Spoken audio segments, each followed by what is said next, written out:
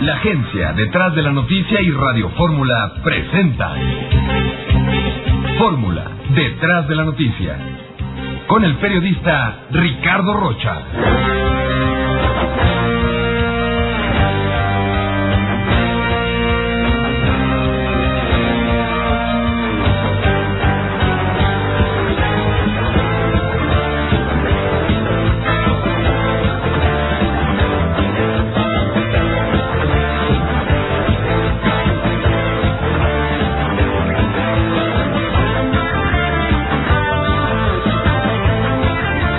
Qué bueno que están con nosotros aquí en Fórmula detrás de la noticia.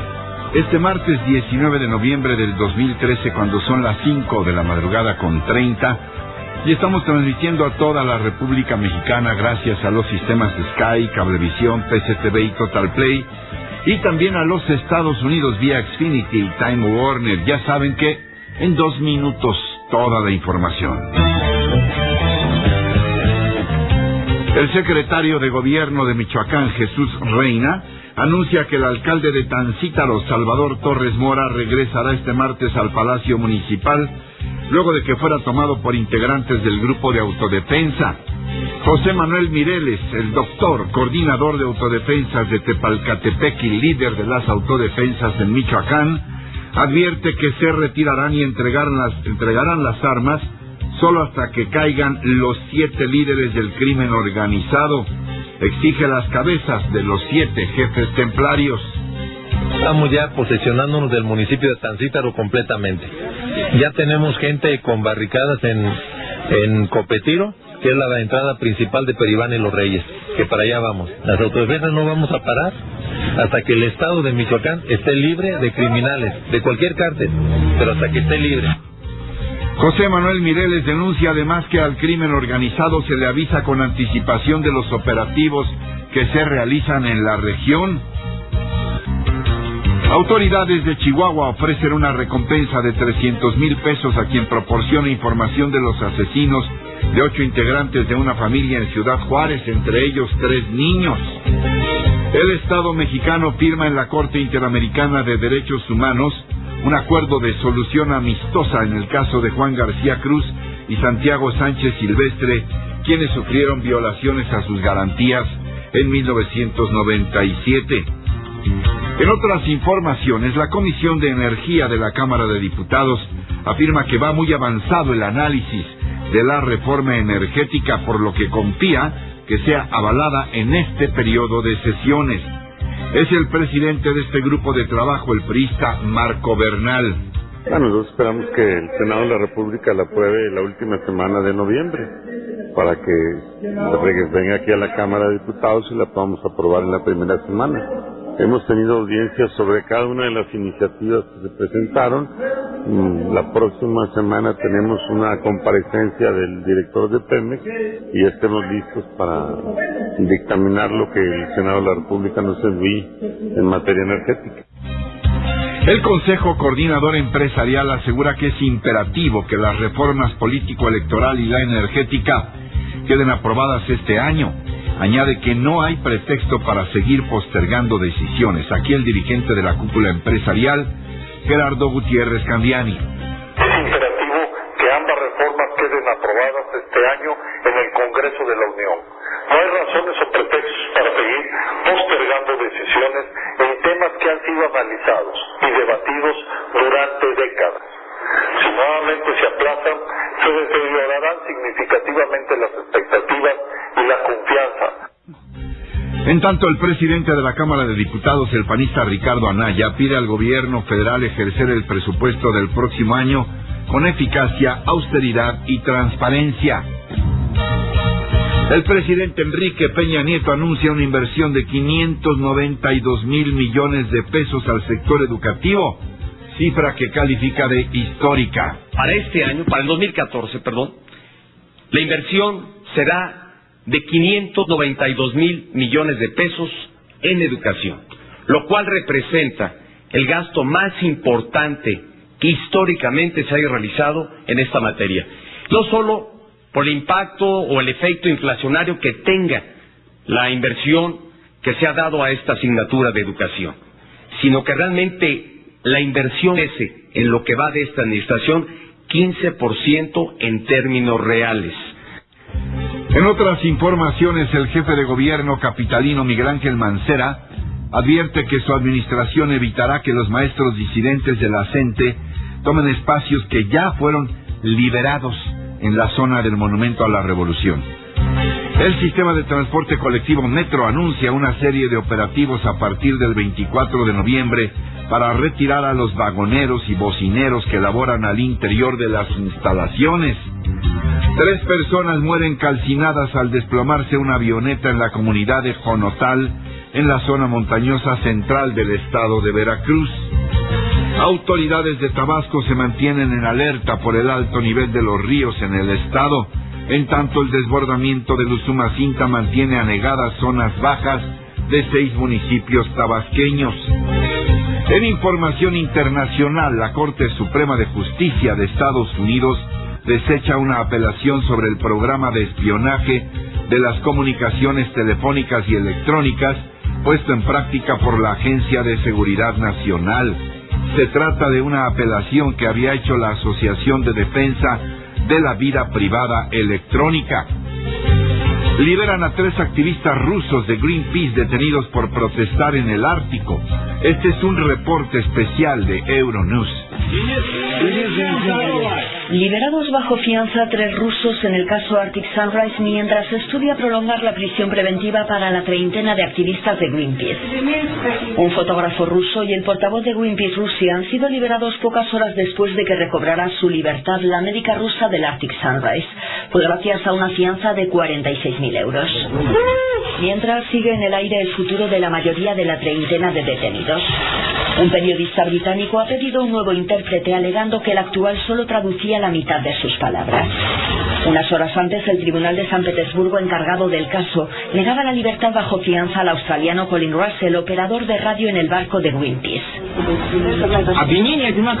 Los cargos son los mismos contra todos, eso significa que deben liberarlos a todos y de inmediato. Se debería haber hecho hace mucho tiempo y no hoy, cuando estas personas ya han pasado 2 meses entre rejas por nada.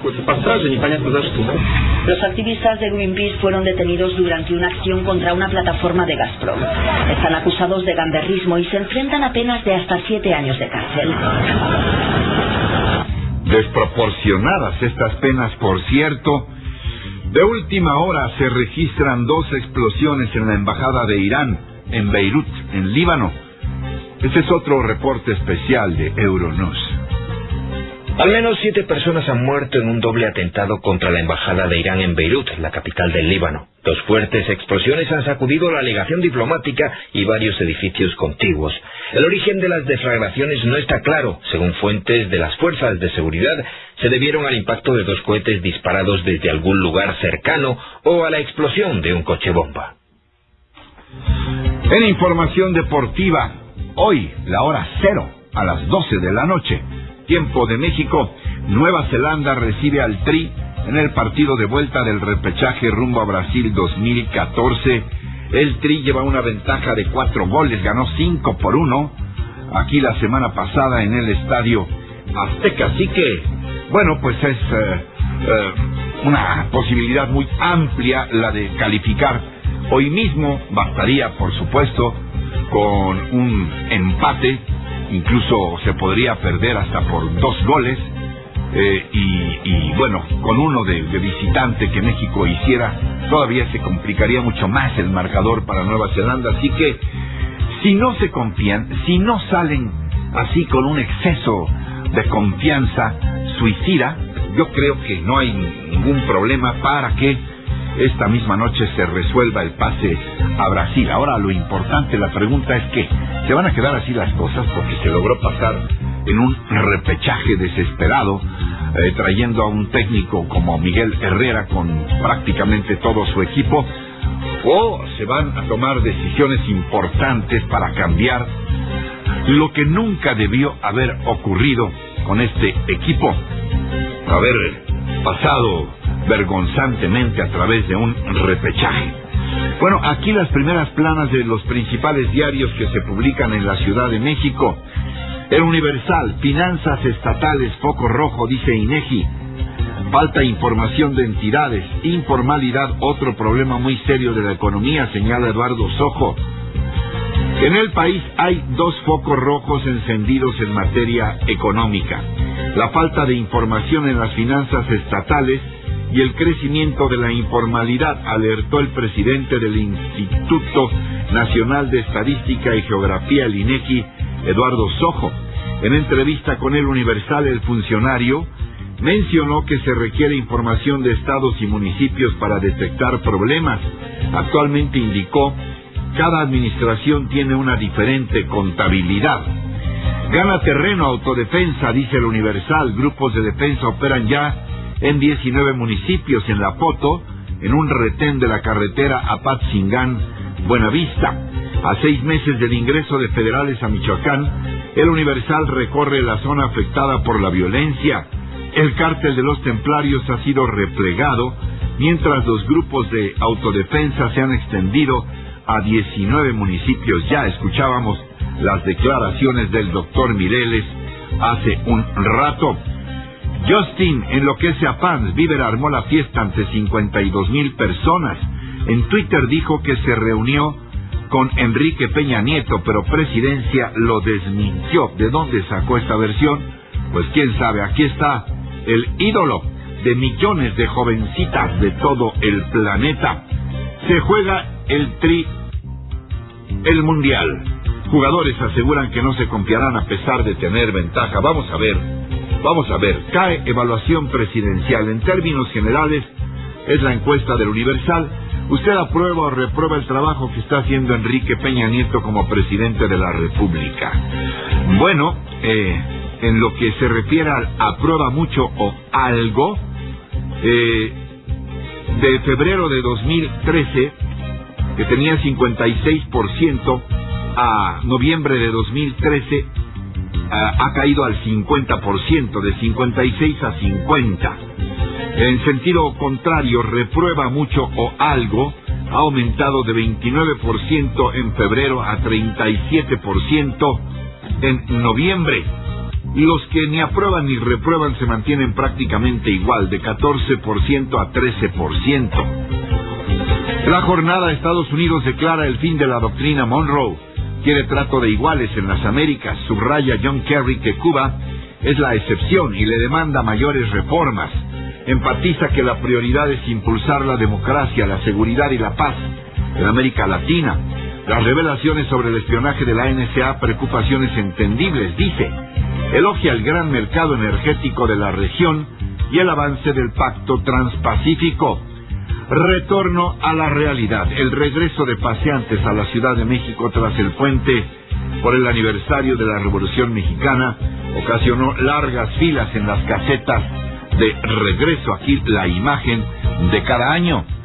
En Reforma, exigen cabeza del líder panista, demandan exgobernadores de Acción Nacional destituir a Villarreal.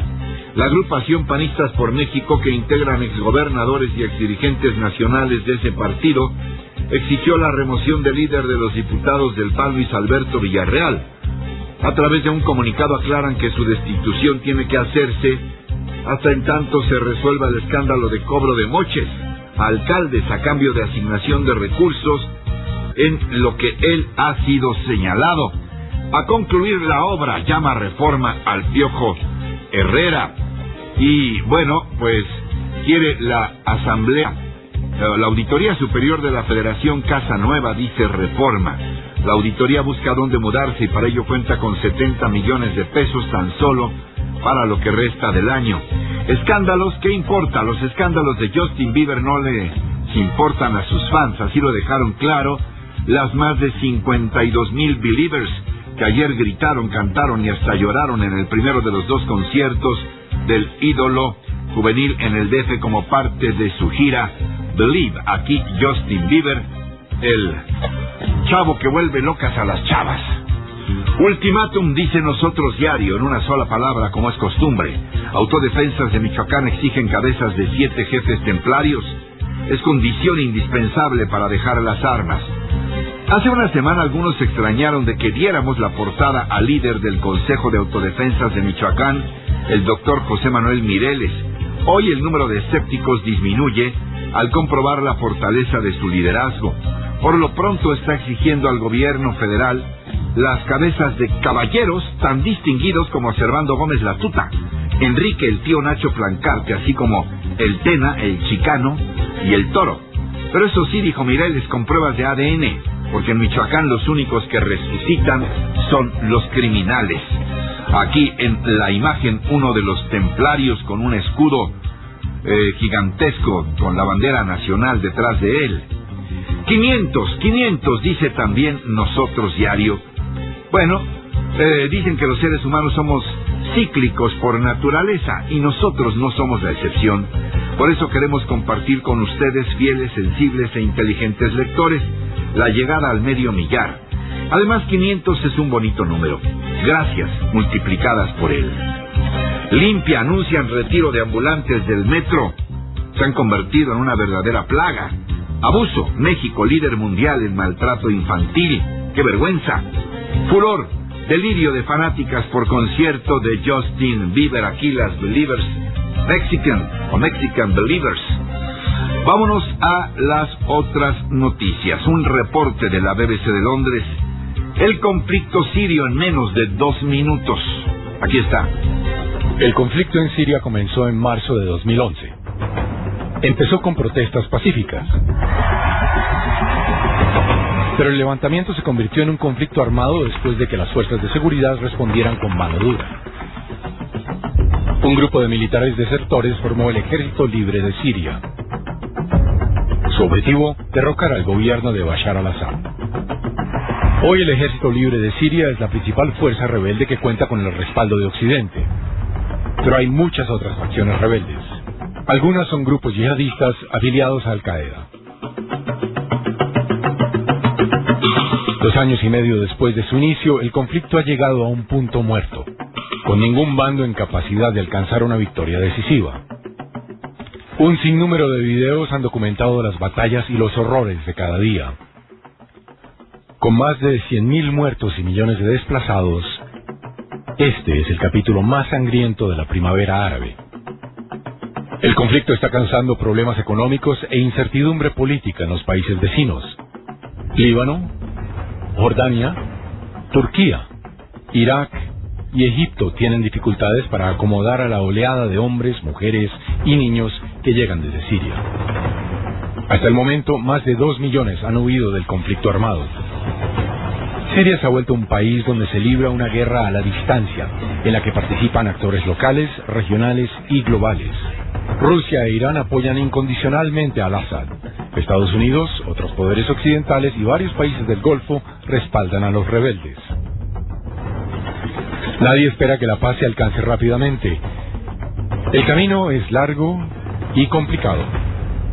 Capacidad de síntesis, vaya. En otra entrega de la BBC de Londres encontraste la emocionante jornada del Batiniño. A ver. San Francisco se transformó en ciudad gótica para que un niño pudiera ser Batman por un día. O más bien, Batiniño, el ayudante de Batman. Miles, desde pequeño de 4 años, que desde que tiene 1 está combatiendo la leucemia, pudo cumplir su sueño de salir a luchar por la justicia al lado de su superhéroe favorito. Cientos de personas convocadas por la Fundación Pide un Deseo fueron testigos de cómo Miles salvó a una damisela en peligro desactivando una bomba, y cómo al final de la jornada el Batiniño metió preso al archienemigo de su héroe, el Guasón.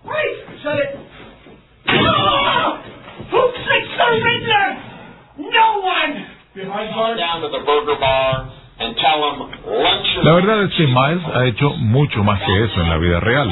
Ha logrado dominar la leucemia, que se halla en estado de remisión, y este año empezará a estudiar en el kindergarten.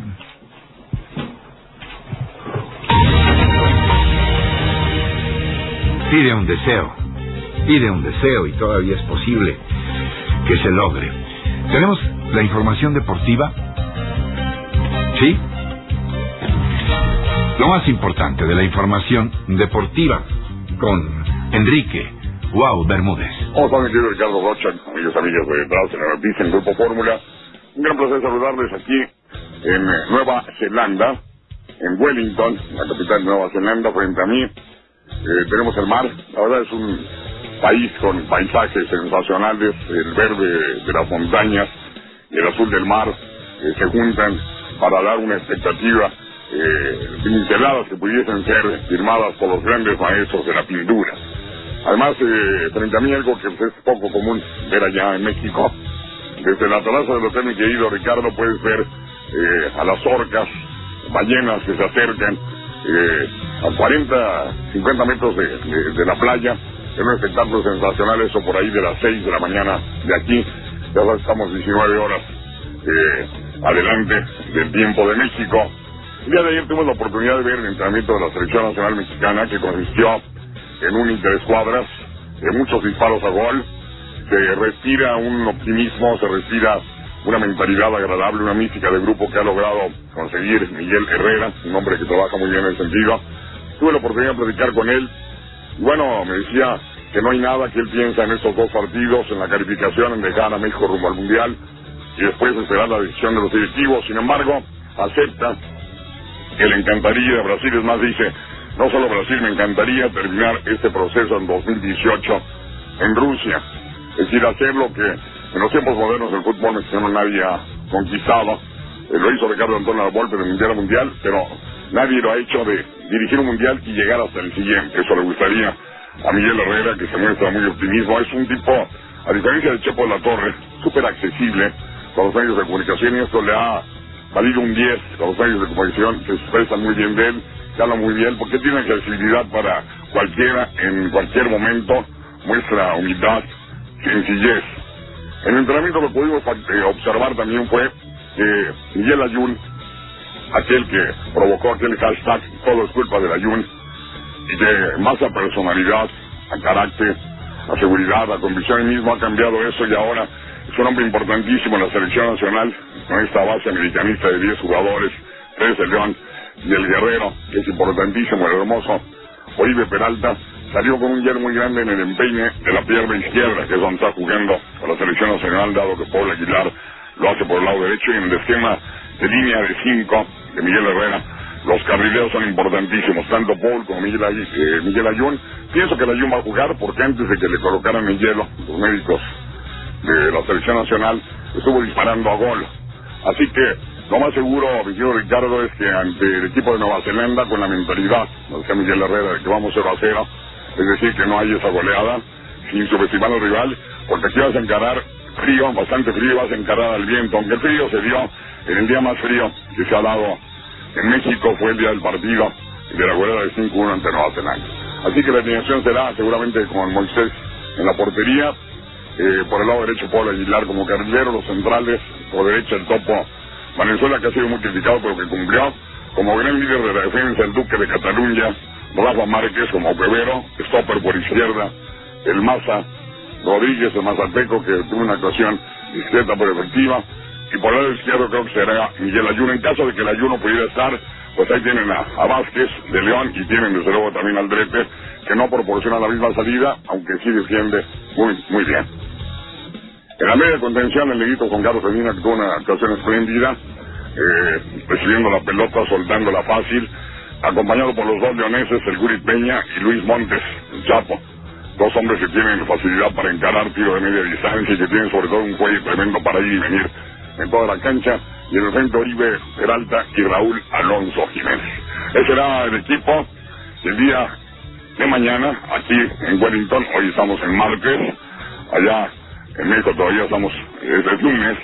El día de mañana a las 7 de la noche, hora local, serán 12 de la noche, hora de México, estará encarando el equipo mexicano a Nueva Zelanda, buscando asegurar algo que me parece que no huele, apesta a Brasil 2014. Así que ese es el reporte para Detrás de la Noticia. En Grupo Fórmula desde Wellington, en Nueva Zelanda, Enrique Bermúdez de la Serna. Muchas gracias Enrique Bermúdez. Pues sí, hoy seguramente, miren, no hay más que dos posibilidades. Llegar a casa temprano y poner el despertador. Y la otra, yo supongo que muchos harán eso también, irse a Insurgentes y esperar el partido, nada más que ahí no habrá ni despertador ni límite de tiempo, ¿verdad?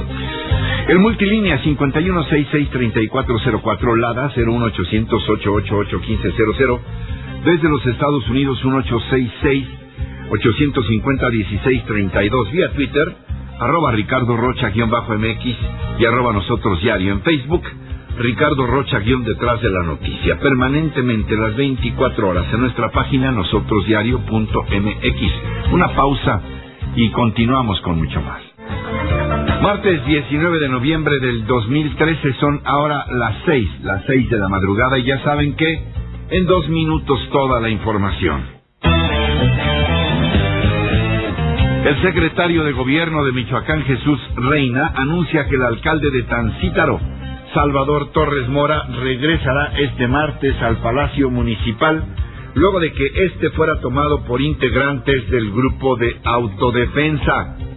Y a propósito, José Manuel Mireles, el doctor, coordinador de autodefensas de Tepalcatepec y el líder de autodefensas de Michoacán, advierte que se entregarán las armas solo hasta que caigan los líderes del crimen organizado en Michoacán. Exige las cabezas así, de 7 jefes templarios. Ahorita estamos ya posesionándonos del municipio de Tancítaro completamente. Ya tenemos gente con barricadas en Copetiro, que es la entrada principal de Peribán y Los Reyes, que para allá vamos. Las autodefensas no vamos a parar hasta que el estado de Michoacán esté libre de criminales, de cualquier cártel, pero hasta que esté libre. José Manuel Mireles denuncia además que al crimen organizado se le avisa, le dan pitazos, con anticipación, claro, de los operativos que se realizan en la región. Autoridades de Chihuahua ofrecen una recompensa de 300,000 pesos a quien proporcione información de los asesinos de 8 integrantes de una familia, un crimen atroz, múltiple en Ciudad Juárez. Entre los asesinados hay 3 niños. El Estado mexicano firma en la Corte Interamericana de Derechos Humanos un acuerdo de solución amistosa y reparación del daño en el caso de Juan García Cruz y Santiago Sánchez Silvestre, quienes sufrieron violaciones a sus garantías en 1997. En otras informaciones, la Comisión de Energía de la Cámara de Diputados afirma que va muy avanzado el análisis de la reforma energética, por lo que confía en que sea avalada en este periodo de sesiones. Es el presidente de este grupo de trabajo, el priista Marco Bernal. Bueno, nosotros esperamos que el Senado de la República la apruebe la última semana de noviembre, para que venga aquí a la Cámara de Diputados y la podamos aprobar en la primera semana. Hemos tenido audiencias sobre cada una de las iniciativas que se presentaron.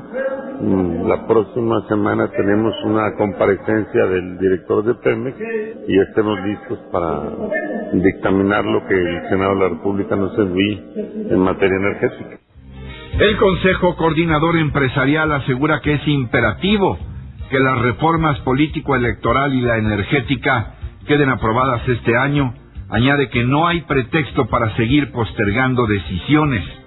Es el líder de la cúpula empresarial, Gerardo Gutiérrez Candiani. Es imperativo que ambas reformas queden aprobadas este año en el Congreso de la Unión. No hay razones o pretextos para seguir postergando decisiones en temas que han sido analizados y debatidos durante décadas. Si nuevamente se aplazan, se deteriorarán significativamente las expectativas y la confianza.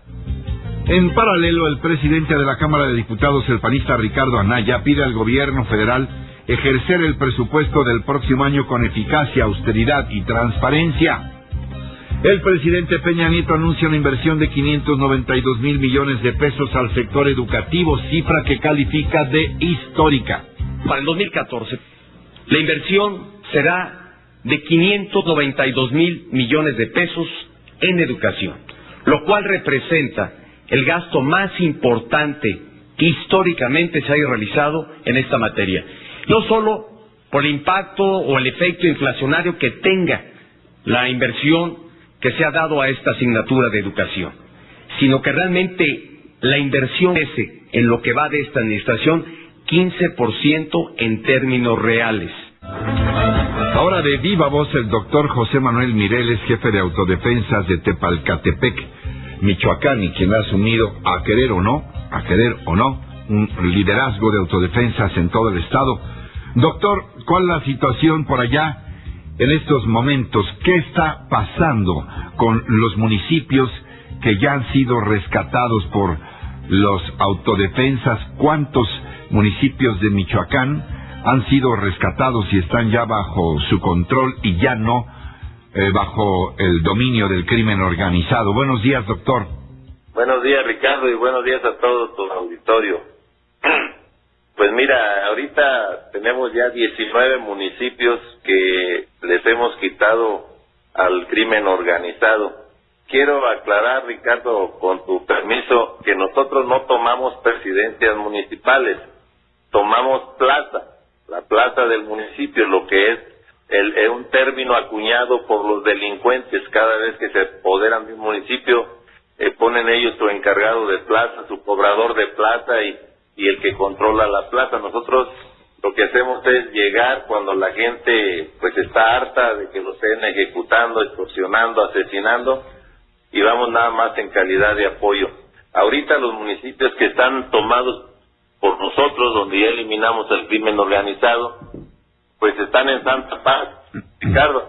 Volvemos Tepalcatepec, Buenavista y La Ruana, que iniciamos el 24 de febrero, ya casi 9 meses, no ha habido una sola ejecución dentro de nuestro territorio, no se ha perdido ni un alfiler, no se han robado ningún auto, no han vuelto a secuestrar a nadie, no se ha hecho ningún tipo de extorsión.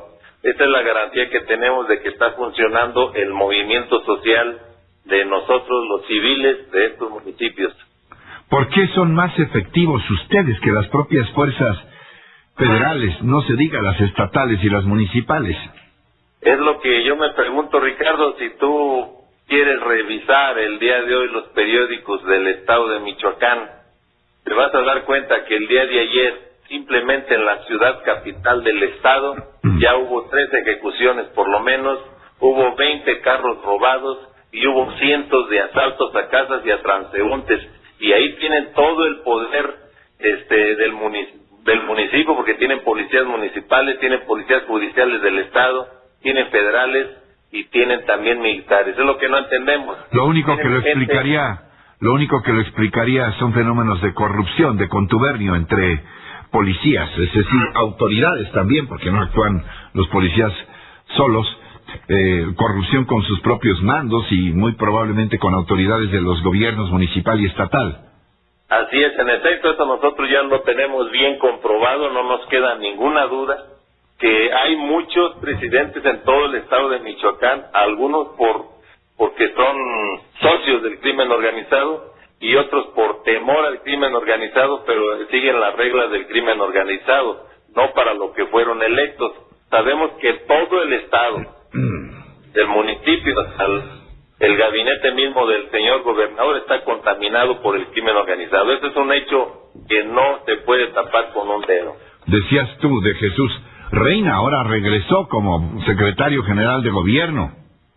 Así es, y habla anoche este señor que son 6 municipios nada más los levantados en armas en contra del crimen organizado. Quiere decir que los 6 municipios de la meseta purépecha ya no cuentan para él, ¿verdad? Supongo. Y también pues a lo mejor hay que mandarlo a la nocturna porque no sabe contar, no sabe qué es Apatzingán, Palcatepec, Aviste, Guitilla, Chinicuila, Aquila y ahora Tancítaro, que ya tienen grupos de defensa ciudadana.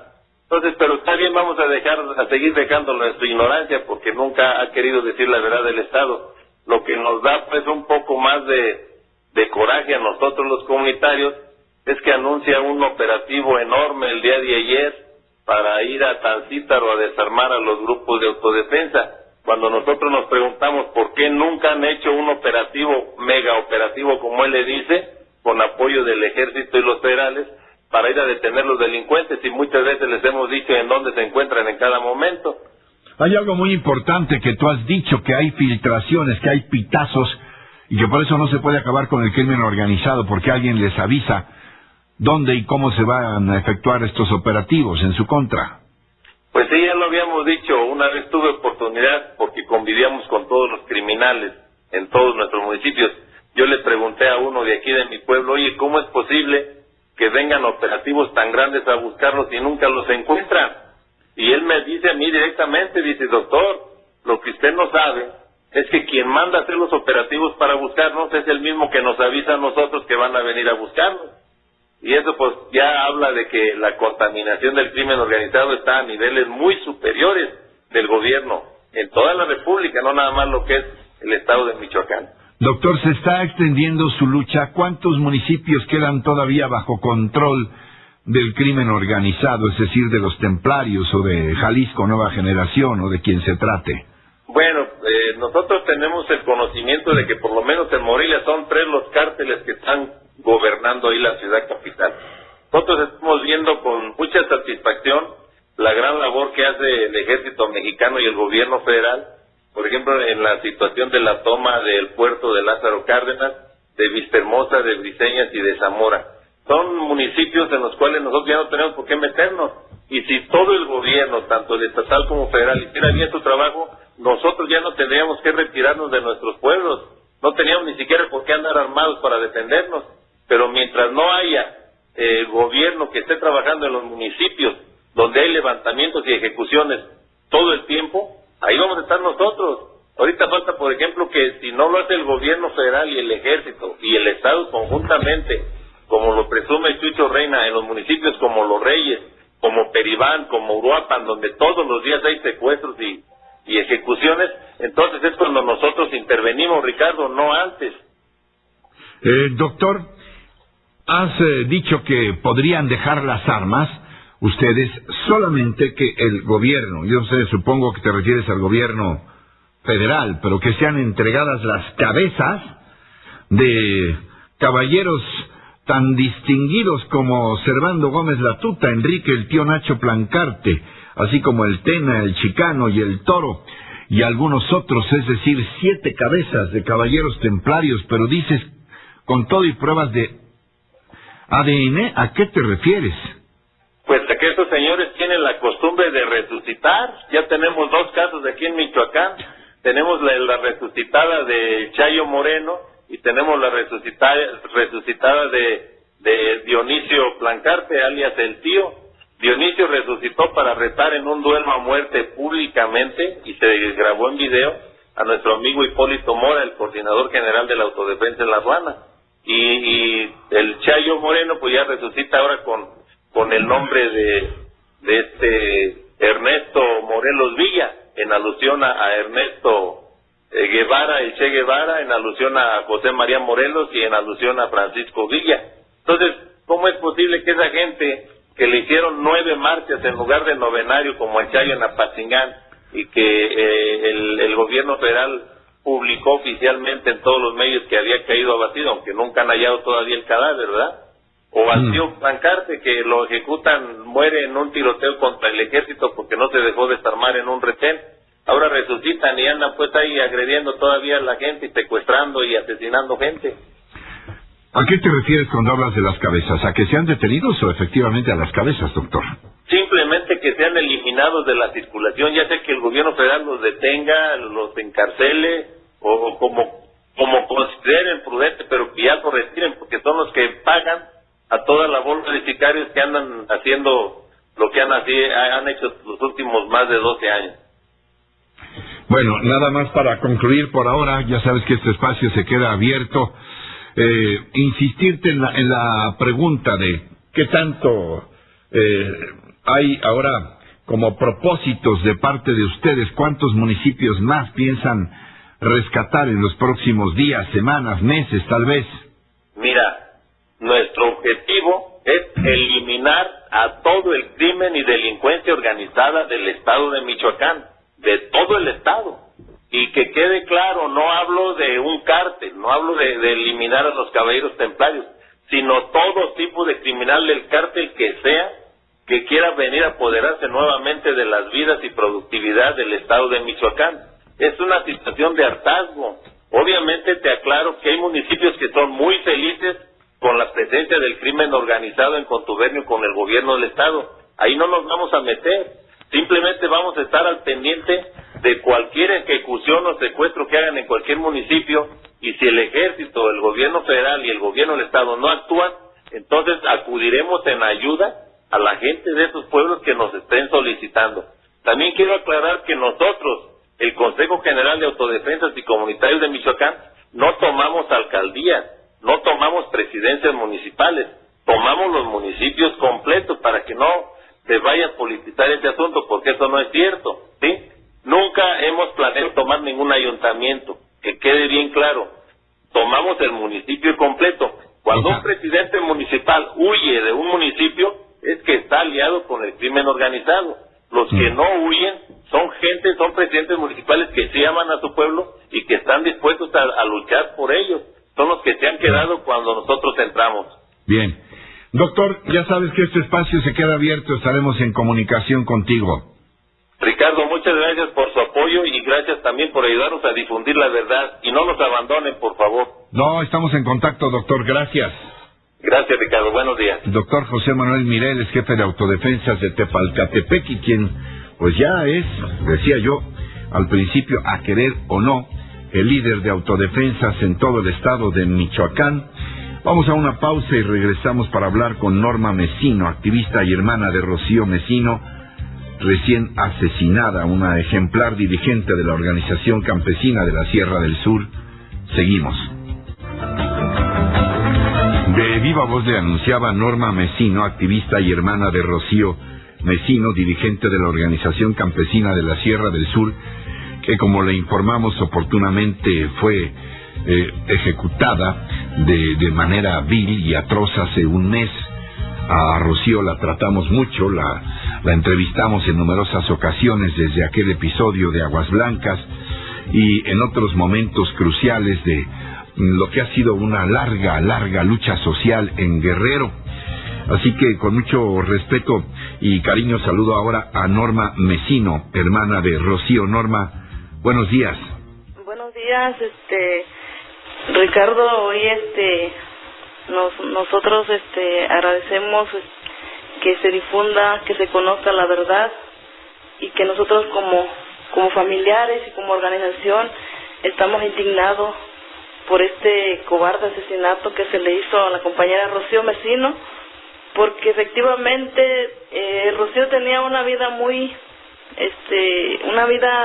de lucha desde la matanza de Aguas Blancas. La organización apenas tenía un año de vida. En 1994 la organización surgió por las necesidades de los pueblos, por la violación a sus derechos humanos, por la represión constante por parte de la policía motorizada, por la tala de manera indiscriminada y por la falta de atención de los gobiernos a los pueblos que se sigue dando aún todavía. Rocío, a sus solos 19 años, ella encabeza la organización campesina de la Sierra del Sur después de la masacre de Aguas Blancas, cuando se tiene que salir. Hilario Mesino Acosta, que es mi padre, que fue fundador de la organización campesina de la Sierra del Sur, y Benigno Guzmán Martínez, que también ellos tienen que salir porque ellos desde ese entonces fueron perseguidos, tenían órdenes de aprehensión que posteriormente fueron encarcelados. Sí. Y Rocío, pues desde ahí se inicia una persecución en contra de ella, difamación, pero Rocío siempre fue una mujer muy honesta, pero también ella fue una persona que nunca tuvo tapujos. Ella denunció gobiernos corruptos, denunció saqueo de madera, denunció, exigió, fue constante y fue implacable en exigir justicia. Ella denunció todos los asesinatos que se dieron en la Costa Grande después de la masacre de Aguas Blancas. Se vienen más de 45 asesinatos. Ella denuncia, ella ese tiempo es acosada, y en 2005 Rocío en nuestra organización asesinan a nuestro hermano Miguel Ángel Mesino, grupos paramilitares. Ella denuncia esos a esos grupos paramilitares que estaban relacionados con el figueroísmo, y que a partir de ahí ella empieza a recibir amenazas, sí, amenazas que se suman a muchas amenazas por parte del gobierno. Norma, pero han sido ya muchas pérdidas. Tu hermano, ahora tu hermana, Rocío. ¿Tú misma estás siendo objeto de presiones o de amenazas, Norma? Hoy estar el frente de una organización en un estado como Guerrero, y no solamente hablamos de Guerrero, sino hoy vemos Michoacán, hoy vemos Oaxaca, hoy vemos otros estados donde la lucha de los pueblos es un riesgo porque nosotros nosotros llevamos un trabajo social después de la tormenta Manuel, que se han descubierto muchas cosas, quedaron desnudos los gobiernos incapaces de los 3 niveles de gobierno, donde de por sí estábamos jodidos, ahorita estamos peor. Hoy sí, de hecho recuerdo que Rocío es asesinada mientras estaba viendo la reconstrucción de un puente. Efectivamente, Rocío, desde que empezaron las lluvias y se empezó a cortar los caminos, Rocío fue una de las personas, puedo decir que la única que caminó 9 horas para cruzar un río donde se cayeron 3 puentes principales, y ella se fue caminando 9 horas para entregar víveres a comunidades. Entonces ella estaba precisamente coordinando un comedor para darle de comer a las personas que estaban haciendo un puente provisional por su propio. Ahora, tu hermano ejecutado, Rocío ejecutada este pasado fin de semana, asesinados también Juan Lucena Ríos y José Luis Sotelo, principales dirigentes campesinos de la comunidad El Paraíso. ¿Qué está pasando? ¿Por qué tantos líderes ejecutados en tan corto tiempo, Norma? Sí, si nos ponemos a hacer un recuento, desde que se desaparecieron en la Costa Grande también a Eva Alarcón y al compañero, a los compañeros de sí, bueno. Marcial Bautista, perdón. Desde ahí se viene dando una indolencia por parte del Estado. Después se vienen los asesinatos el asesinato de una compañera ecologista también, Juventina, en Tierra Caliente.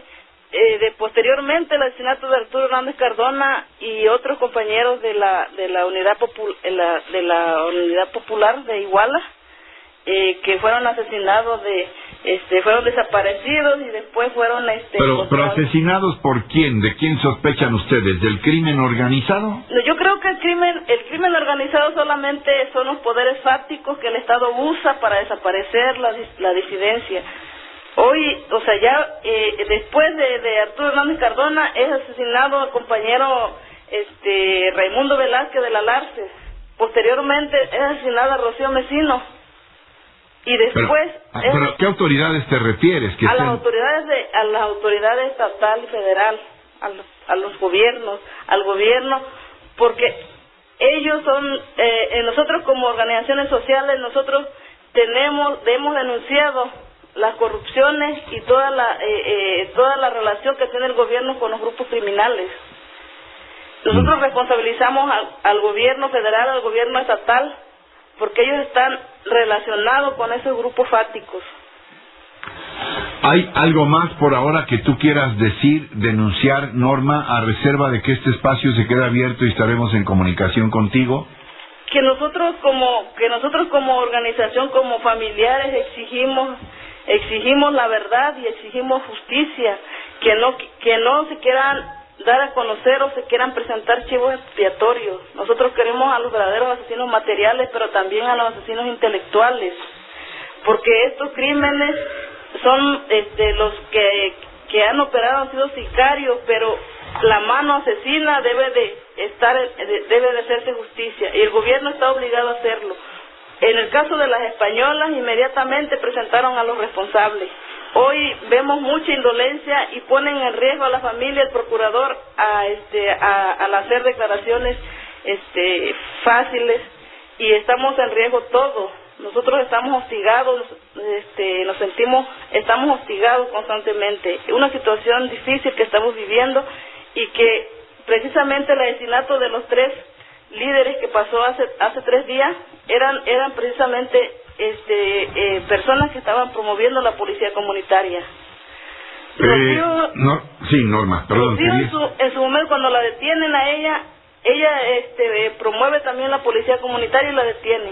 Le ponen por andar promoviendo, ¿tú crees que esa fue la razón por promover una policía comunitaria allá? Sí, mire, el gobierno a toda la gente que se está manifestando, la gente que está creando las policías comunitarias, o los compra o los detiene. Ahí está el caso de la compañera Nestora, el caso de Gonzalo Molina. Y todos ellos han promovido las policías comunitarias. Ante la situación que se está viviendo, la gente está buscando su propia seguridad. Tenemos un problema en la cuestión de seguridad, o sea, no hay. La Comisión de Derechos Humanos en su momento no dio las medidas cautelares cuando Rocío se lo pedía, porque después de que asesinan a mi hermano Miguel Ángel, a Rocío el municipio le da resguardo, pero le da personal para que ande con ella, pero cuando entra Carlos Armando Bello Gómez se la retira y aparte los corre, o sea que Carlos Armando Bello Gómez puso en riesgo la integridad física de los vecinos. Estamos con este espacio abierto y en comunicación contigo. Muchas gracias, Norma. Muchas gracias. Buenos días. Agradecemos, gracias. Asegura la Secretaría de Gobernación que el respeto a los derechos humanos es una política de Estado. Javier Giles, a ver. La Secretaría de Gobernación informó que el Estado mexicano firmó en la Corte Interamericana de Derechos Humanos un acuerdo de solución amistosa en el caso de 2 mexicanos que fueron torturados, consignados y enjuiciados arbitraria e injustamente aquí en nuestro país, violándoles sus derechos humanos. Se trata de los casos de la detención ilegal de Juan García Cruz y Santiago Sánchez Silvestre, así como por sus posteriores condenas de 3 años y 40 años de prisión, como consecuencia de 2 juicios penales en los que no se observaron las garantías del debido proceso, en particular por la utilización de sus confesiones obtenidas bajo tortura. Dice que desde las primeras diligencias de investigación en junio de 1997 y durante el proceso en su contra, que denunciaron las repetidas ocasiones ante las autoridades judiciales pertinentes, las autoridades simplemente no les hicieron caso. La subsecretaria de Derechos Humanos de Gobernación, Lía Limón, dijo que se trata de la primera vez que el Estado mexicano firma un convenio de este tipo ante la Corte Interamericana de Derechos Humanos y demuestra la importancia que para México tienen las víctimas de los derechos humanos. En Radio Fórmula Noticias, Javier Giles. Gracias, Javier. Vamos a una pausa y continuamos con mucho más. Recuerden que estamos todos juntos y aquí en Fórmula Detrás de la Noticia. Seguimos. En este país, defender buenas causas como las mujeres o los migrantes es un oficio de altísimo riesgo. Naciones Unidas nos confirma lo que es un secreto a voces. Ser activista se paga a veces hasta con la vida. Este es un reporte de Estefanía Cuartino. Ser activista en América Latina tiene un alto costo, en algunos casos hasta la vida. Según un informe del Alto Comisionado de Naciones Unidas para los Derechos Humanos, ACNUD, entre noviembre de 2010 y diciembre de 2012, Oaxaca, Chihuahua, Coahuila, Guerrero y el Distrito Federal fueron las entidades más peligrosas para ejercer el activismo en México. Las principales agresiones son amenazas, intimidaciones, hostigamiento psicológico y el uso excesivo de la fuerza. Respecto a las mujeres defensoras de derechos humanos, tan solo en 2012 se cometieron 414 agresiones contra ellas, en México, Guatemala, Honduras y El Salvador. Peor aún, entre 2010 y 2012, 38 defensoras fueron asesinadas en estos mismos países. Todo esto según datos del Diagnóstico 2012, Violencia contra Defensoras de Derechos Humanos, elaborado por la Iniciativa Mesoamericana de Defensoras de Derechos Humanos. Pese a esta terrible estadística, numerosos activistas mantienen en alto su voz y su trabajo. ¿Cuál es su motivación? Fórmula Detrás de la Noticia buscó a algunos defensores de derechos humanos de nuestro país para conocer sus motivos. Marisela Ortiz, fundadora de la organización Nuestras Hijas de Regreso a Casa en Ciudad Juárez, es una de las 414 mujeres defensoras que han sido agredidas. En marzo del 2012 recibió la primera amenaza a través de una manta colocada frente a la escuela donde trabajaba, y así ha ocurrido en diversas ocasiones. A pesar de todo esto, ella está convencida de seguir con el activismo. El miedo es natural. Yo te mentiría si te dijera que no tengo miedo, porque el miedo es inherente al ser humano, ¿verdad? Yo soy de carne y hueso como todo mundo, y me da mucho miedo ciertas cosas, ciertas acciones. He sido multiamenazada, me han puesto una pistola, ¿verdad?, en la cabeza, en la sien, en la boca, y eso pues me hace sentir mucho miedo, ¿verdad? Pero aquí lo importante es saber qué hacer con el miedo y avanzar a pesar del miedo, y eso lo aprendí de Amnistía Internacional. Siempre fui de la mano con Amnistía, y siempre me asesoré con ellos para cualquier paso que tenía que dar. ¿De dónde vienen estas amenazas? ¿A quién le puede afectar tanto el trabajo de estas personas? Nunca voy a conocer esas amenazas que han sido ocultas. Las que sí te puedo mencionar y que han sido directas de funcionarios de gobierno, de procuradores de justicia, de gobernadores, ¿verdad? Esas sí te podría decir exactamente de dónde vienen, porque incluso recibí amenazas durante los 10 años que permanecía en Juárez en activismo de parte del gobierno del estado de Chihuahua. Otro ejemplo de lucha y perseverancia es el padre Alejandro Solalinde, fundador del albergue Hermanos en el Camino de Ixtepec, Oaxaca, quien nos dice por qué decidió entregar parte de su vida para ayudar a los migrantes. El ver a toda esa población migrante sola, abandonada y tan amenazada. Yo al principio la vi como una multitud con hambre, con sed, con necesidades, pero hasta ahí. Al ver después un poquito más y observar más, me di cuenta que era también una población agredida, sumamente indefensa, totalmente indefensa en ese momento, y entonces empecé a acercarme al estar al mismo nivel que ellos, en el sentido más propio de acercamiento, de aproximación. Empecé a vivir experiencias que ellos tenían al estar con ellos día y noche. Esto yo nunca lo había hecho, pero al estar con ellos día y noche, empecé a darme cuenta de cosas y fue aumentando mi conciencia y también mi demanda de responsabilidad personal. Su entrega cristiana lo ha llevado a continuar en este camino, y pese a las amenazas de muerte, jamás ha pensado en abandonar su labor. Mi vida que me importe más que la necesidad de ellos y que la misión no, pero como ser humano sí siento la necesidad de descansar. A veces me siento cansado, obviamente, porque yo mismo me admiro que puede estar, por ejemplo, en un mismo día ahorita a nivel del mar, como es hoy, por ejemplo. Ahorita estoy en la Ciudad de México, 2.200 metros sobre el nivel del mar, y en unas horas más voy a estar a nivel del mar en Matamoros, por ejemplo, y luego vuelvo a subir, voy a Monterrey o a Zacatecas, y en pocos minutos o días o horas, ¿no? Estoy así. Pero también a mí lo que más me impacta es el dolor, el sufrimiento de la gente. Ver cómo ellos sufren me indigna la injusticia, me impacta mucho la conciencia. Los últimos 6 meses, el albergue Todo por Ellos, que ayuda a niños y jóvenes migrantes en situación de calle en Chiapas, fue irrumpido varias veces por policías federales acusados de corrupción, lo que hizo que Ramón Verdugo, coordinador de dicho refugio, tuviera que abandonar el estado para proteger su vida. Esta violencia ha ido en escala y nosotros nos han tratado de limitar mucho nuestro trabajo. Y el Estado, no hablando del Estado del Ejecutivo del estatal, sino del gobierno municipal, en el caso de lo que estamos haciendo, nos han bloqueado mucho. Hay poca gente que participa apoyándonos, y a esa gente van y pues nos difaman en medios. Y esta ha sido la primera campaña que hubo en contra de nosotros. Fue una campaña en la que pues nos difamaban y hablaban acerca de... A mí me han constituido un abusador de menores, por ejemplo, y ahorita en esta última, con el allanamiento, constituyeron la casa en un prostíbulo de menores. Eso es lo que han dicho. Fueron en contra de nosotros porque aparentemente o supuestamente había denuncias de prostitución infantil y trata. He tenido cierto temor, sí, pero no ha llegado ese momento en el que diga, por mí yo me retiro. Otra activista destacada es Malú García Andrade, directora general de Asuntos Jurídicos de Nuestras Hijas de Regreso a Casa, quien junto con su madre, Norma Andrade, ha sido amenazada de muerte en varias ocasiones. La última vez fue el pasado mes de octubre, mientras se encontraba en el Senado de la República. Un desconocido llamó a su teléfono, le describió su vestimenta, la ubicación de sus hijos y amenazó con asesinarlos.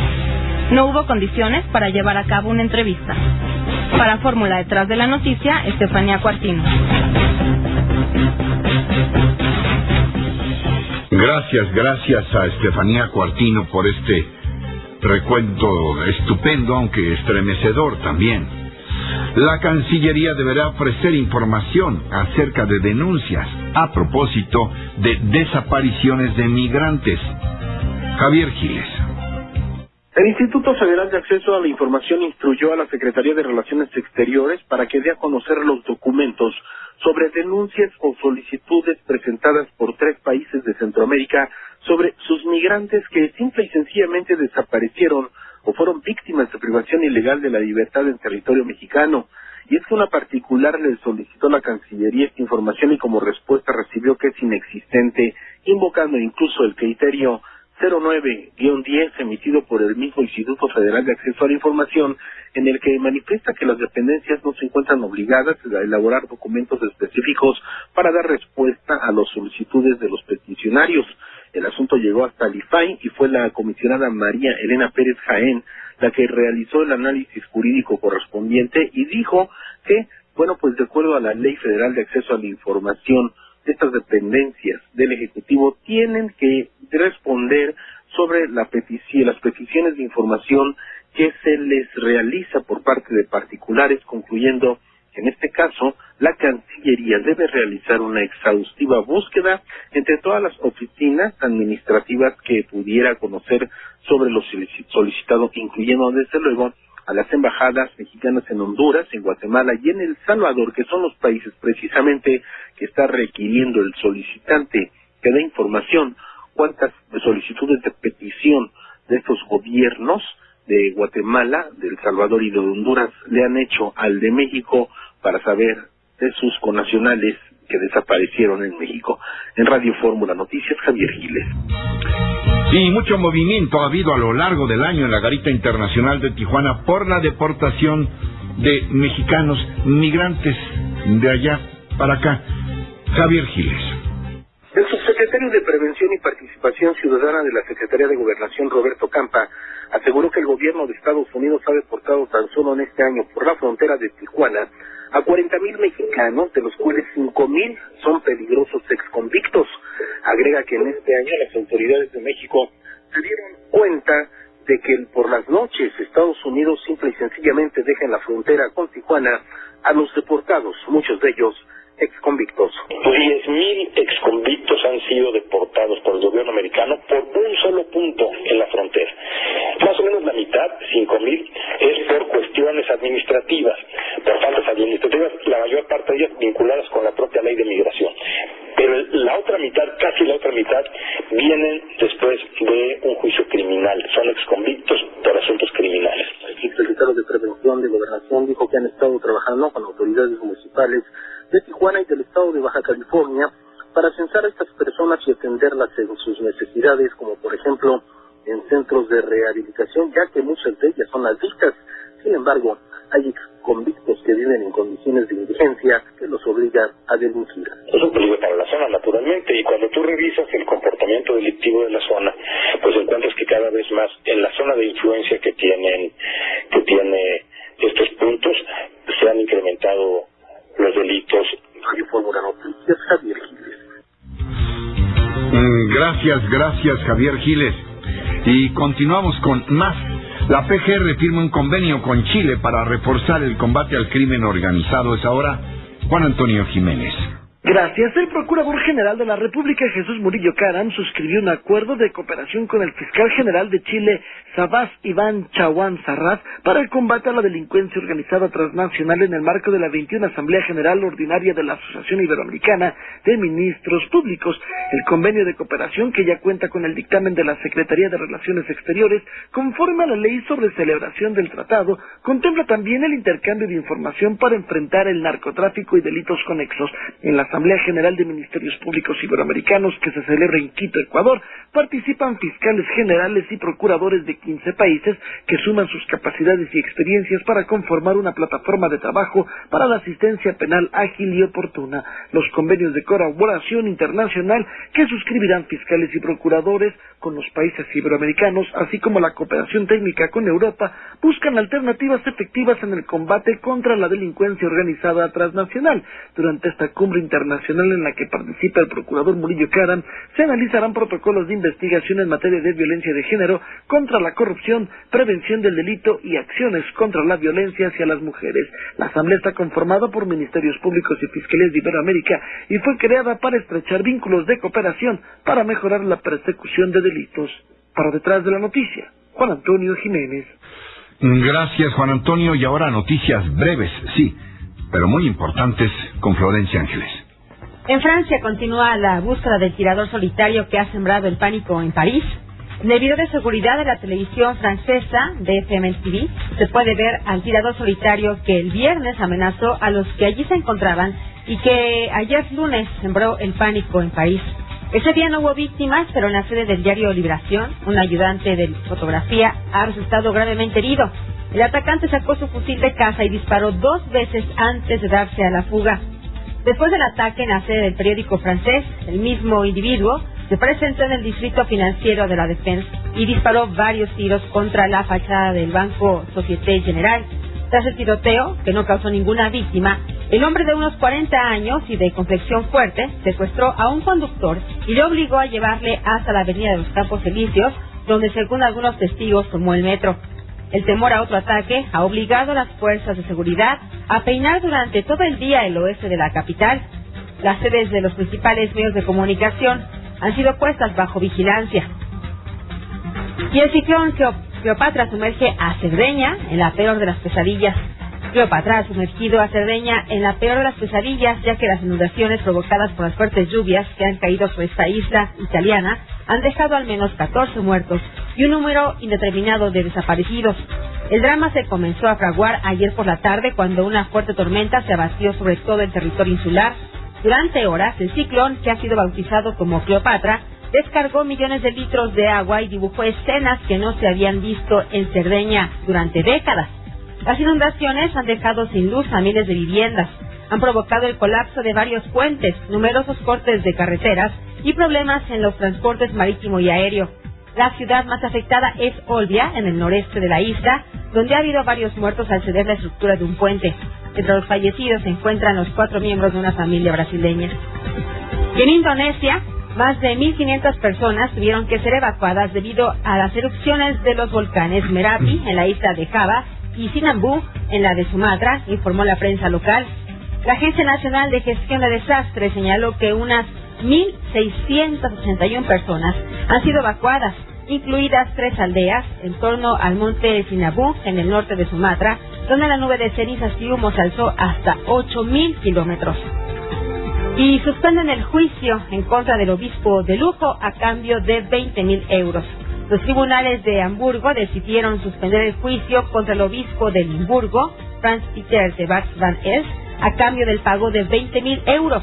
El obispo, que había sido acusado por la Fiscalía de Hamburgo de dar falso testimonio bajo juramento a declarar en relación con un vuelo hecho en primera clase a la India, deberá abonar una cuantiosa suma para que el proceso quede en suspenso. El obispo de Lugo, tal como se le conoce por los fastuosos antojos que tuvo al refaccionar su residencia en Limburgo, fue suspendido provisionalmente del cargo por el Vaticano después de que estallara el escándalo por las sumas desembolsadas por su diócesis. En Alemania, los feligreses... Se gastó millones y millones de euros en la remodelación únicamente la remodelación de su casa. Y bueno, en Alemania, justamente los feligreses pagan impuestos que luego son redirigidos hacia las respectivas iglesias. Sin embargo, en el caso de la Iglesia Católica, el Estado tiene una participación financiera en las cuentas eclesiásticas que supera los aportes de la feligresía. El politólogo Carsten Spreck apunta que 500.000 millones de euros provenientes de las arcas públicas regionales son destinados únicamente, Ricardo, al pago de los obispos. Según un aporte publicado en el blog del periódico Handelsblatt, los sueldos que reciben los obispos son equiparables con los salarios percibidos por funcionarios públicos de alto rango. Por lo general, apunta esa fuente, un obispo recibe un sueldo básico de 8.000 euros. En el caso de los arzobispos, el sueldo puede llegar hasta unos 11.000 euros.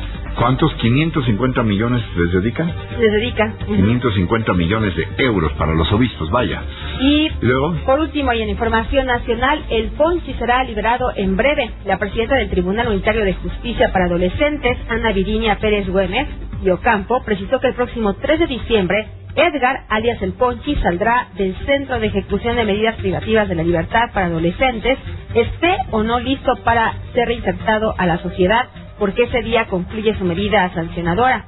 El Ponchi fue detenido en diciembre de 2010 en el Aeropuerto Internacional de la ciudad de Cuernavaca, cuando intentaba abandonar Morelos junto a dos hermanas apodadas Las Chabelas. El menor aceptó ser parte del cártel del Pacífico Sur y haber torturado y asesinado a 4 personas, por lo que fue procesado y condenado a 3 años de prisión preventiva. Y en otros temas, están en el sector informal casi 2/3 de la población económicamente activa ocupada en Latinoamérica. Los hombres y mujeres que laboran en la economía informal constituyen la mayoría de la población trabajadora en América Latina, viven en pobreza y carecen de acceso a la protección social. Lo anterior se desprende de una investigación a cargo de la red global Women in Formal Employment, que, pues señala estos datos alarmantes sobre el empleo aquí en Latinoamérica, Ricardo.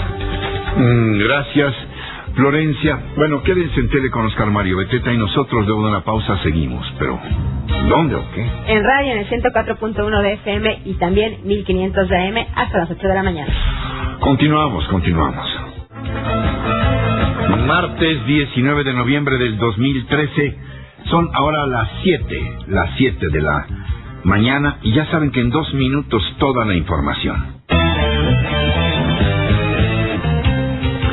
El secretario de Gobierno de Michoacán, Jesús Reina, anuncia que el alcalde de Tancítaro, Salvador Torres Mora, regresará este martes al Palacio Municipal, en tanto elementos del Ejército y Policía Federal mantienen retenes de seguridad en ese municipio. José Manuel Mireles, coordinador de autodefensas de Tepalcatepec, advierte que entregarán las armas solo hasta que caigan los líderes del crimen organizado en Michoacán. Exige las cabezas de los 7 jefes templarios. Ahorita estamos ya posesionándonos del municipio de Tancítaro completamente. Ya tenemos gente con barricadas en Copetiro, que es la entrada principal de Peribán y Los Reyes, que para allá vamos. Las autodefensas no vamos a parar hasta que el estado de Michoacán esté libre de criminales, de cualquier cártel, pero hasta que esté libre. José Manuel Mireles denuncia además que al crimen organizado le dan pitazos, le avisan con anticipación de los operativos que se realizan en la región. Autoridades de Chihuahua ofrecen una recompensa de 300,000 pesos a quien proporcione información de los asesinos de 8 integrantes de una familia en Ciudad Juárez, entre ellos 3 niños.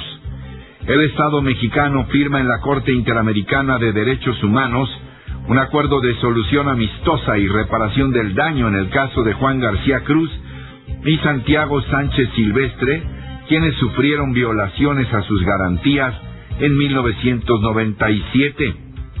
En otras informaciones, la Comisión de Energía de la Cámara de Diputados afirma que va muy avanzado el análisis de la reforma energética, por lo que confía que sea avalada en este periodo de sesiones. El Consejo Coordinador Empresarial asegura que es imperativo que las reformas político-electoral y la energética queden aprobadas este año. Añade que no hay pretexto para seguir postergando decisiones. El presidente de la Cámara de Diputados, el panista Ricardo Anaya, pide al gobierno federal ejercer el presupuesto del próximo año con eficacia, austeridad y transparencia. El presidente Enrique Peña Nieto anuncia una inversión de 592,000 millones de pesos al sector educativo, cifra que califica de histórica. En otras informaciones, el jefe de gobierno del Distrito Federal, Miguel Ángel Mancera, advierte que su administración evitará que los maestros disidentes de la CENTE tomen espacios que ya fueron liberados en la zona del Monumento a la Revolución. El sistema de transporte colectivo Metro anuncia una serie de operativos a partir del 24 de noviembre para retirar a los vagoneros y bocineros que laboran al interior de las instalaciones. En información internacional, autoridades libanesas condenaron el doble atentado perpetrado en la embajada de Irán en Beirut, Líbano, que ha causado hasta el momento 23 muertos. Llamaron a la calma y a la unidad para evitar los intentos de desestabilización al país. En información deportiva, hoy a las 12 de la noche, tiempo de México, la hora 0. Nueva Zelanda recibe al Tri en el partido de vuelta del repechaje rumbo a Brasil 2014. Pareciera en principio que si no se confían, no debiera haber problemas para la calificación. Van con una ventaja de 4 goles. Recuérdese que aquí, la semana pasada en el estadio Azteca, doblaron a este débil, no profesional equipo de Nueva Zelanda 5-1. Pero recuérdense también, toco madera, que ya una vez Nueva Zelanda nos ganó allá, 4-0. No quiero ni pensarlo, sería una catástrofe. Bueno, vámonos. Yo creo que el Tri debe ganar hoy, aunque sea por una diferencia menor, mínimo empatar y traerse el boleto para Brasil 2014. Vamos a una pausa y continuamos con mucho más. Confían en la Cámara de Diputados en que haya reforma energética antes de terminar el periodo de sesiones. Sara Pablo. El presidente de la Comisión de Energía de la Cámara de Diputados, el priista Marco Bernal, confió en que el Senado apruebe la reforma energética la última semana de noviembre, esto para que en San Lázaro pudiera ser votada durante la primera semana de diciembre. El diputado priista explicó que los legisladores han avanzado en el análisis del tema a través de las audiencias públicas a las que han acudido funcionarios y personajes como Cuauhtémoc Cárdenas, y se espera la asistencia en los próximos días del ex senador del PRI, Francisco Labastida.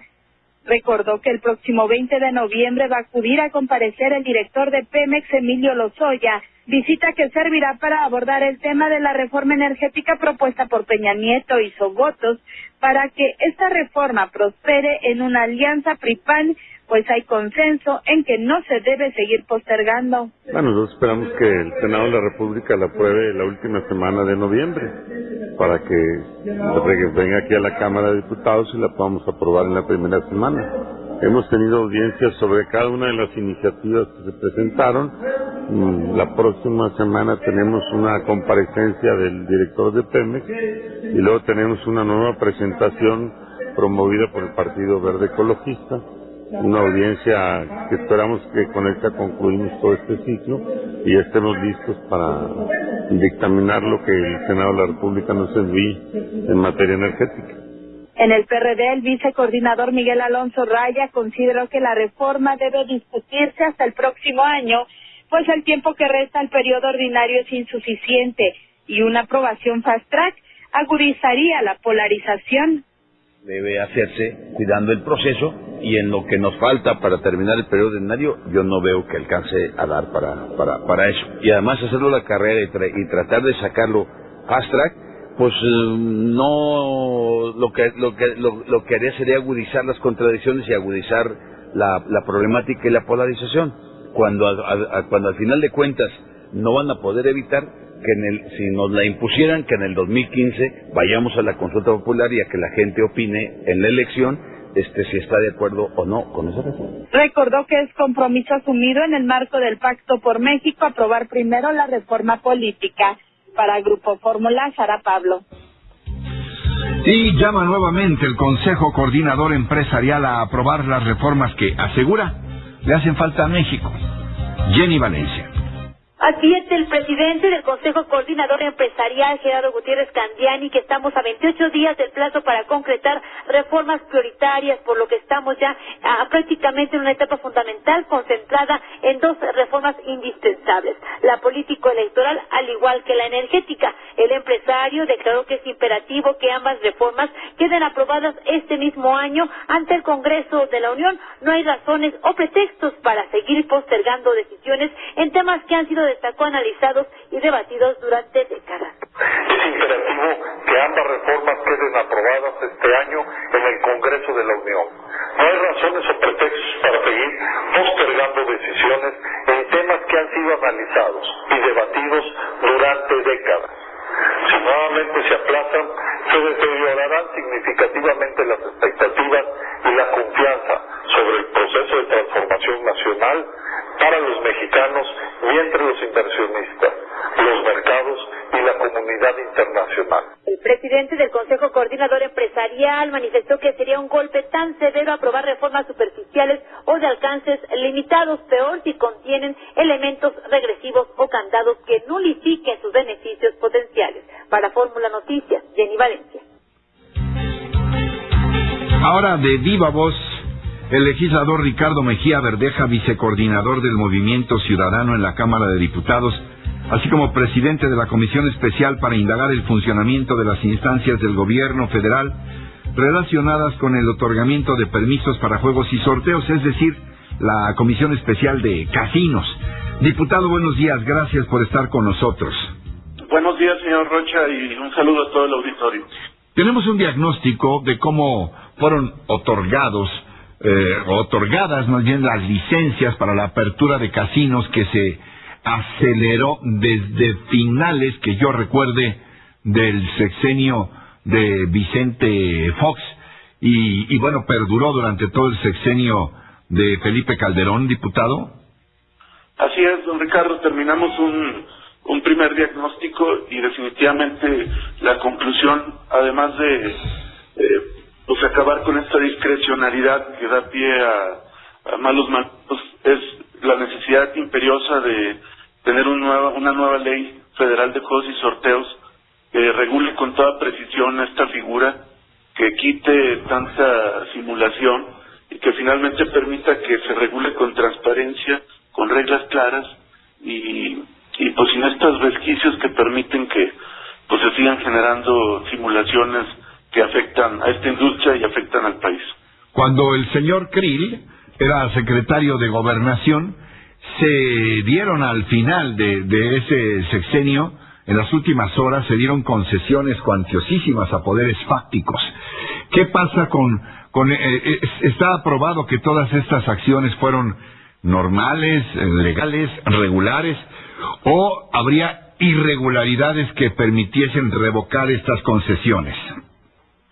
El problema es que el marco jurídico como está permite precisamente la manga ancha a la autoridad para que con una gran discrecionalidad otorgue este tipo de permisos que en la lógica que se otorgan y en el tiempo que se dan pues ven claramente como favores, como patentes sin ninguna otra consideración, y efectivamente esto no solamente afecta a la industria, sino también pues da a entender claramente que hubo un favor a cambio de ciertas cosas aparte.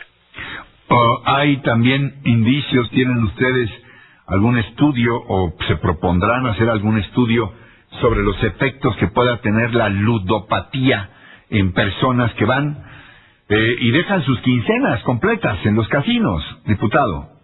Así es, bueno, hemos acudido a las estadísticas que hay de organismos especializados y definitivamente otra de las medidas que estamos planteando en la ley es también una estrategia muy fuerte de prevención para que efectivamente no sean estos fenómenos que afectan no a visitantes extranjeros, turistas, sino a gente que ahí deja sus ingresos y que se convierte pues en una afectación a su familia, a su entorno, y definitivamente se trata de que sea una práctica sana, un esparcimiento regulado y no un motivo de de una problemática social mayor, ¿no? Por desgracia, en México decir casinos es decir muy probablemente crimen organizado, y decir también lugares donde pueden ocurrir terribles tragedias como pasó en Monterrey. ¿Hay también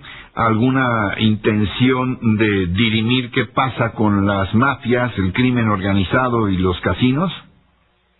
Definitivamente nosotros no tenemos ningún tema vedado, sabemos lo que implica, y definitivamente quienes estamos en la comisión no estamos en una lógica de simular, y este tema, por ejemplo, del Casino Royal, sí. Hay un acuerdo que vamos a hacer efectivo de llamar a reuniones a los funcionarios del Ayuntamiento de Monterrey que estuvieron precisamente en funciones cuando se dio este siniestro tan lamentable, y que definitivamente puso sobre la opinión pública nuevamente el tema de casinos.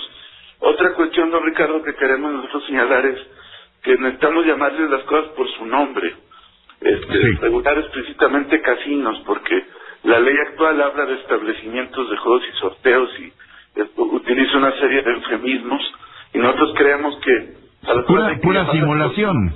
Exactamente, hay que llamar a las cosas por su nombre, y precisamente por eso también estamos planteando que se presente una controversia constitucional contra el nuevo reglamento o las modificaciones al reglamento de juegos y sorteos que se publicaron el pasado 23 de octubre, porque siguen legalizando las máquinas tragamonedas, que es un grave problema, y nosotros estamos planteando que se pueda generar una nueva controversia constitucional, porque ya se había presentado una, modifica el reglamento el Ejecutivo Federal, pero para dejar las cosas como están. Entonces nosotros queremos ir al fondo y que se proscriba este mecanismo que al igual que la ludopatía que señala, también genera graves problemas, porque quienes los utilizan en mayor medida son niños o jóvenes.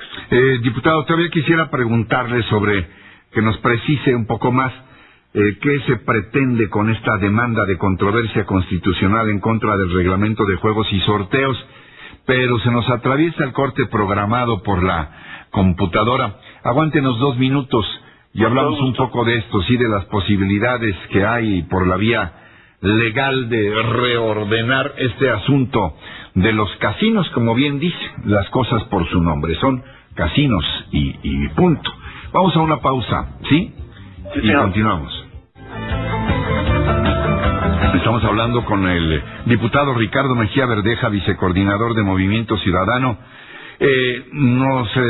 Bueno, yo te pedía que abundaras. Nos empezamos a hablar de las posibilidades que tiene esta ampliación de una demanda de controversia constitucional en contra del reglamento de juegos y sorteos. ¿Y cuál sería el propósito fundamental? Sí, el propósito fundamental es que se declare la constitucionalidad de una disposición del reglamento donde para todos los efectos legalizan la operación de las máquinas tragamonedas.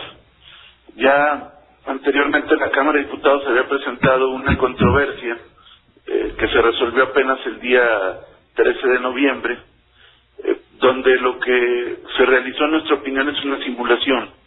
Nosotros impugnamos un artículo del reglamento donde se definía lo que era máquina tragamonedas, y el reglamento señalaba que era un dispositivo a través del cual se realiza apuestas mediante inserción de billetes, monedas o fichas a través de un artefacto, y lo que hizo Gobernación fue modificar el reglamento para cambiarle el nombre de máquinas tragamonedas para sorteo de números o símbolos a través de máquinas, pero es exactamente lo mismo, y cambió el acomodo de los artículos.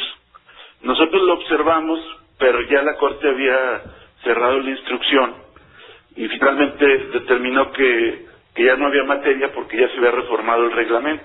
Entonces nosotros lo que queremos es una nueva controversia sobre este artículo reformado, porque lo que advertimos, señor Rocha, es una simulación. El juego de palabras ya no es máquina de tragamonedas, ahora es sorteo de números a través de máquinas, pero la descripción es exactamente la misma. y esto pues realmente es una invasión de facultades, porque esto tiene que ir en una ley y no en un reglamento, y precisamente por eso estamos planteando que se decrete su inconstitucionalidad, y nosotros queremos regularlo muy bien en una ley donde este tipo de artefactos que son usados en tienditas, farmacias, pequeños negocios por niños, pues ya no se sigan utilizando. Es un grave problema para el país. Y ya han proliferado, bueno, impresionantemente. ¿Tienen ustedes alguna estadística, algún dato, alguna idea de cómo han proliferado estas máquinas? Sí, son como hongos que se expanden, y aproximadamente hay 250,000 maquinitas de este tipo. Y los que las utilizan pues son niños, son jóvenes, y ahí pues todavía es más grave porque vas generando una adicción, y los niños en lugar de estudiar se meten en estas dinámicas, y además pues tienen que conseguir recursos de algún lado. Es muy grave, y nosotros estamos planteando que esto se proscriba. Ya la ¿Quiénes son los dueños de estas máquinas? ¿Los mismos de los casinos? A veces son distintos, es otro negocio, pues. Son empresas. Así es. O sea, los papás en los casinos y los niños en las máquinas tragamonedas. Así es, pero aquí el problema es que son menores de edad, menores de edad que no tienen todavía bien establecido su madurez para entender este tipo de actividades, y finalmente van generando un vicio. Claro, la ludopatía desde temprana edad. Exactamente, con todos los problemas sociales y familiares aparejados que eso implica. Diputado, gracias, estamos en contacto y con este espacio abierto para este asunto, Muchas gracias, don Ricardo, buen día, un saludo. Buenos días, el diputado Ricardo Mejía Verdeja, de la comisión que se ocupa de estos asuntos, una comisión especial para indagar el funcionamiento de estas máquinas y de los casinos en todo el país. Bueno, hemos informado en este espacio acerca del asesinato de 8 integrantes de una familia en Ciudad Juárez, entre ellos 3 niños, por lo que ya las autoridades de Chihuahua han ofrecido una recompensa de 300,000 pesos a quien proporcione datos para dar con los culpables. A ver, de viva voz, Carlos González, vocero de la Fiscalía General de Chihuahua, el equivalente a la Procuraduría General de Justicia del Estado. Buenos días. Muy buenos días, Ricardo, y buenos días a todo su auditorio. ¿Cómo determinan esta recompensa de 300,000 pesos? Y bueno, ¿qué esperan que la gente informe para dar con los responsables de este crimen múltiple y atroz que incluyó a 3 menores de edad, 3 niños, como ya decíamos? Sí, así es. Pues esto lo motivó justamente el deseo, pues, de no solamente la autoridad de la presidencia municipal de Juárez, sino también de la sociedad civil, la sociedad organizada, al calificar justamente este evento como atroz, como inédito en Ciudad Juárez, y bueno, y motivar la participación de la sociedad en esta investigación, la colaboración de la misma, al establecer esta recompensa de 300,000 pesos. Espera pues la Fiscalía de Chihuahua que haya respuesta de la sociedad, y ayude, contribuya en esta indagatoria, Ricardo, donde bueno, pues las hipótesis sobre un móvil que pudiera darse o pudiera centrarse en lo que es el robo o una venganza ha sido descartado de manera preliminar, que tenga que ver estos homicidios lamentables con delincuencia organizada, fundamentalmente. No es el modus operandi, ¿verdad? Estas heridas con arma blanca son terribles, no sé, hablan de una venganza atroz, salvaje. Sí, no tiene que ver con delincuencia organizada, no es el modus operandi, pero de igual de lamentable, de atroz, obviamente. Y bueno, la evidencia que ha sido encontrada en la escena del crimen está aportando pues información, está sustentando pues la carpeta de investigación por parte del Ministerio Público. Los vecinos no escucharon ruidos, no vieron movimientos o vehículos ajenos a la vivienda. Sí, fue una noche, entre comillas, lo digo, Ricardo, pues tranquila, sin mayores sobresaltos. No fueron violadas las puertas de entrada a la vivienda, es decir, posiblemente pues alguien cercano, alguien conocido de la familia, que se dio el lujo de entrar, tocar, abrir la puerta y bueno, interpretar este atroz homicidio por una venganza o por motivo de robo. ¿Qué se sabe de esta familia, vocero? Bueno, una familia común. Sus antecedentes, ¿a qué se dedicaban? Bueno, el padre de familia se dedicaba a la compraventa de vehículos. Ahí en la vivienda había varios vehículos en venta, pues se dedicaba a esto. Los integrantes, pues testigos de Jehová, en una zona media baja de Ciudad Juárez. Es decir, una familia común donde los vecinos, pues, la califican de una familia estable, de una familia participativa en la comunidad sin mayor problema. Esto pues obviamente también es importante para la investigación. Y bueno, pues el objetivo de la recompensa, el objetivo pues de que la sociedad participe en la investigación y sobre todo ayer en lo que es la mesa de seguridad de esta asociación civil Todos Somos Juárez, se incluyó en esta indagatoria y llamó a la participación de la sociedad para restablecer el tejido social, seguir trabajando en este tema que en la teoría suena bien, sin embargo, bueno, en la práctica falta mucho por hacer en México, en Chihuahua, sobre todo, pues para restablecer el tejido social y darle vuelta a la página en este tipo de crímenes tan atroces, tan violentos en esta materia. Vocero, pues estamos en contacto y le agradezco su participación y su confianza en este espacio. Estamos en comunicación para darle seguimiento a este caso tan estremecedor de este crimen múltiple, ¿sí? Sí, señor. Estamos órdenes, Ricardo. Buenos días. Buenos días. Carlos González, vocero de la Fiscalía General de Chihuahua. Y aunque usted no lo crea, de nueva cuenta, un grupo de maestros disidentes de la CENTE fue recibido en la Secretaría de Gobernación.